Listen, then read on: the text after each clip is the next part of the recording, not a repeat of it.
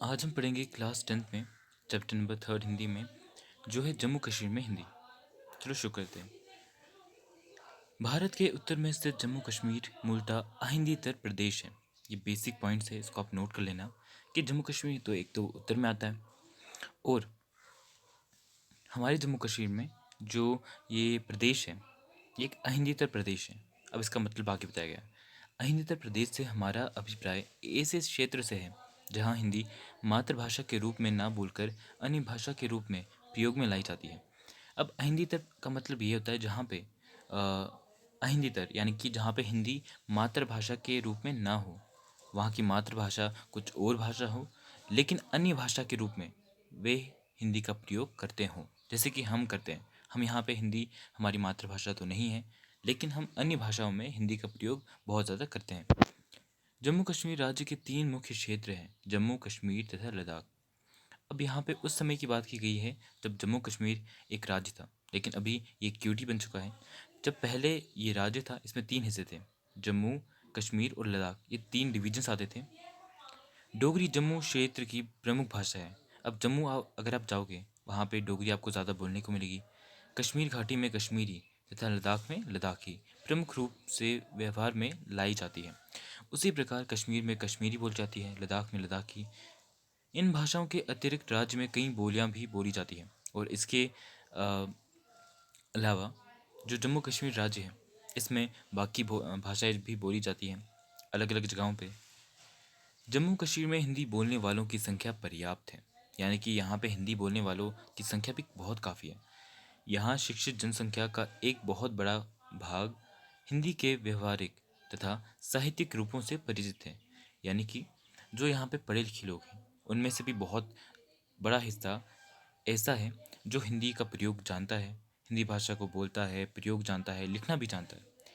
प्राय सभी लोग हिंदी समझ बोल सकते हैं और इसका परिणाम स्वरूप ये है कि हिंदी यहाँ पे लोगों में समझी जाती है, यहाँ पे लोग उसका बोलने में प्रयोग करते हैं। जम्मू कश्मीर राज्य और हिंदी क्षेत्र के बीच प्राचीन काल से ही सामाजिक, आर्थिक और सांस्कृतिक संबंध रहे हैं। तो बोलते हैं जो हिंदी क्षेत्र हैं उनसे जम्मू कश्मीर का संबंध बहुत पहले से है। वहाँ पे जो भी सोशल वर्क्स होते थे, जो भी आर्थिक या फिर जो भी सांस्कृतिक कल्चरल जो भी उनके संबंध रहे हैं वो बहुत ही पहले से रहे। कश्मीर अपने पर्यटन महत्व के अतिरिक्त विश्व प्रसिद्ध संस्कृत भाषा का शिक्षा केंद्र रहा है। एक तो यहाँ पे पर्यटन यानी कि टूरिज्म उसके लिए फेमस है जम्मू कश्मीर। उसके अलावा यहाँ पे ये एक संस्कृत भाषा का केंद्र भी रहा है। प्राचीन काल में ये संस्कृत भाषा का केंद्र भी रहा था।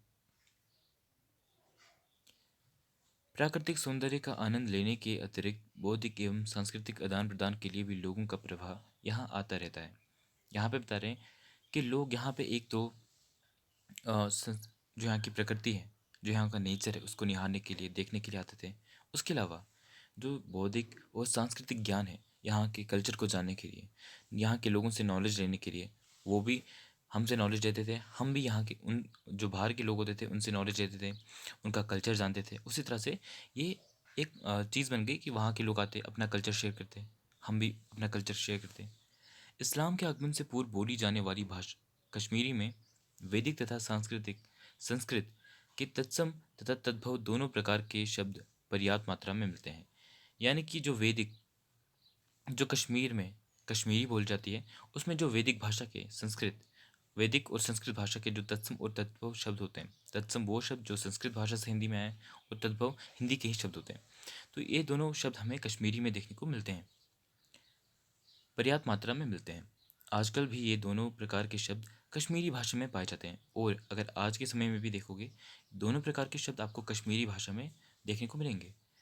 यहाँ यह कहना असंगत ना होगा कि हिंदी में भी संस्कृत के ऐसे शब्दों की बहुत बड़ी संख्या पाई जाती है और जो हमारी हिंदी भाषा है उसमें भी संस्कृत के बहुत सारे शब्द मिलते हैं। जम्मू कश्मीर देश विदेश के तीर्थ यात्रियों के लिए आकर्षण का केंद्र रहा है। तो ये आकर्षण का केंद्र किन के लिए रहा है? तीर्थ यात्रियों के लिए, जो यहाँ पे जो रिलीजियस जगह हैं वहाँ पे घूमने के लिए आते हैं, वहाँ पे दर्शन करने के लिए आते हैं। जैसे कि अमरनाथ गुफा, अमरनाथ जी की पवित्र गुफा, वैष्णो देवी। तो यहाँ पे यात्रा स्थल हैं, यहाँ से बाहर से जो श्रद्धालु आते हैं वो जाते हैं, यहाँ के लोग भी जाते हैं। जो यात्री यहाँ जाते हैं यहाँ आते हैं उनमें हिंदी भाषी क्षेत्रों के यात्री भी होते हैं।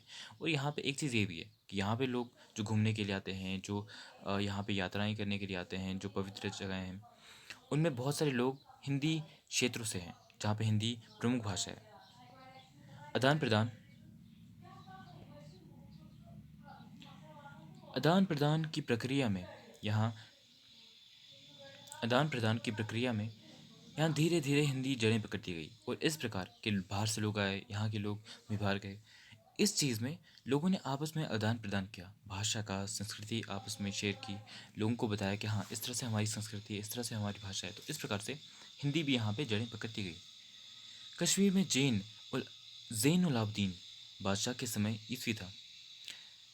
बादशाह के पूर्वज सिकंदर तथा आरिशा के शासनकाल में जो कश्मीरी पंडित जम्मू कश्मीर कश्मीर छोड़कर पंजाब तथा उत्तर प्रदेश में बस गए थे, उनमें से बहुत से लोग बादशाह के समय में पुनः कश्मीर लौटे। बोलते हैं कि जो सिकंदर और आलिशा, ये किसके पूर्वज थे? ज़ैन उल आबदीन के।